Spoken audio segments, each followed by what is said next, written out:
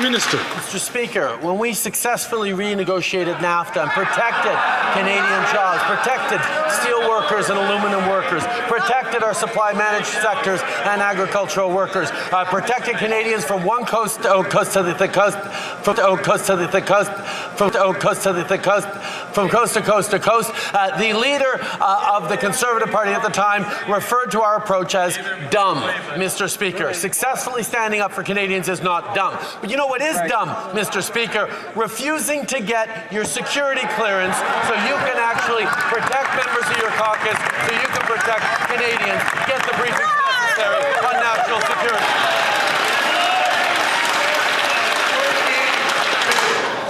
The Right Honourable Prime Minister. Mr. Speaker, we stood up and protected Canadian jobs, Canadian industry, and Canadian trade.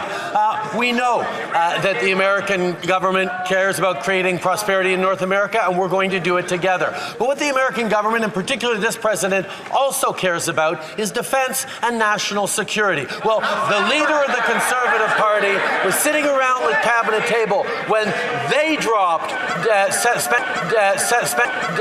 spending on defense to below 1%, and the Americans won't understand any more than Canadians do why the leader of the opposition refuses to take national security seriously, refuses to get his...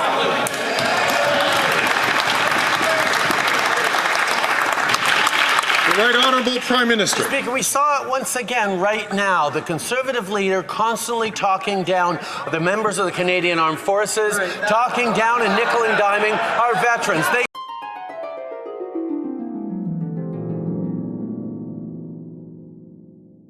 First of all, why are we still fighting against certain veterans groups in court? Because they're asking for more than we are able to give right now. I have a two-part question here for you. Why are you taking $1.8 billion over the next 4 years from Veterans Affairs?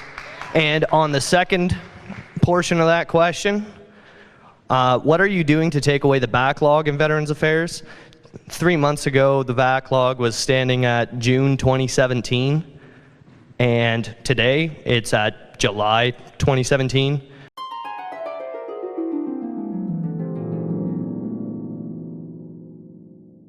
Shuttered 9 veteran services offices, cut thousands of staff from people helping veterans, and made cuts to the Canadian Armed Forces that brought our spending on defense to below 1%. Mr. Speaker, he won't even commit to our timeline to get it up to 2%. And he will not get his security clearance so he can get the briefing necessary to keep all Canadians safe. Prime Minister. Mr. Speaker, 18 Conservative caucus members stood up and asked for housing investments in their municipalities across the country from this Housing Accelerator Fund that he is promising to cut. Mr. Speaker, I'm going to channel my old job as a school teacher. The leader of the opposition actually spent a lot of time and effort rooting out which 18 members had asked for this money for their municipalities for housing. If he spent half as much time rooting out foreign interference as he did rooting out people who are asking for more housing, we might be better off as a country. The Right Honourable Prime Minister.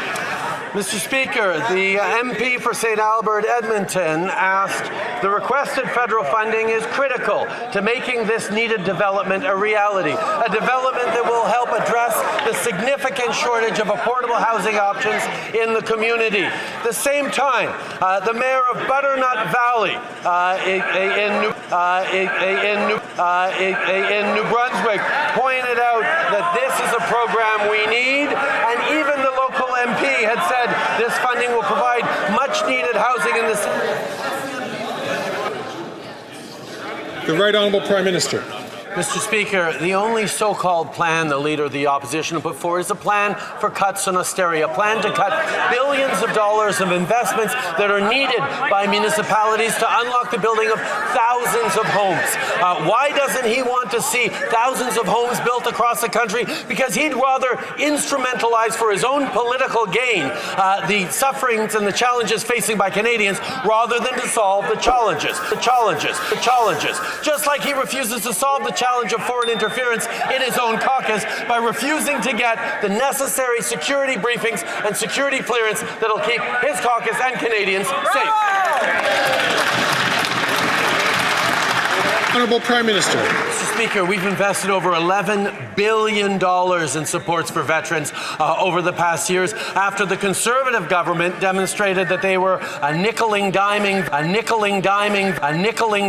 veterans for photo ops, shuttering 9 veteran service centres, firing thousands of people working to directly support veterans. We've been there for our veterans. We will continue to invest in supports for them. We will continue to protect them from the Conservative cuts. We will be there to honour and recognize their service, not just this week on Veterans Week, but every single week throughout the year.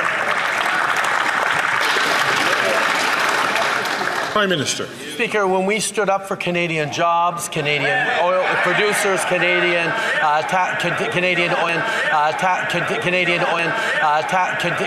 oil, steel and aluminum workers, the Conservative Party called that dumb, Mr. Speaker.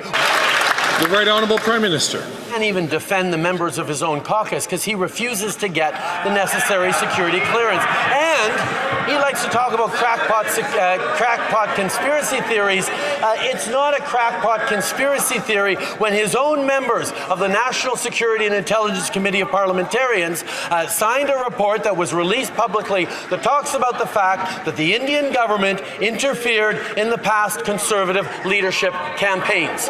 Or is that perhaps why he refuses to get the security clearance necessary, because he doesn't think he'd pass the security clearance because of Indian interference in his own... The Right Honourable Prime Minister.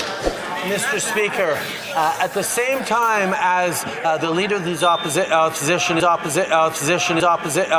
is playing silly games around partisanship and choosing to attack our hardworking diplomats and use people in homeless encampments as props while offering nothing but cuts of billions of dollars worth of investments, he is refusing to take seriously allegations made by the National Security and Intelligence Committee of Parliamentarians that his very leadership, the leadership in which that diplomat, as a former journalist, moderated, was interfered with by the Indian government.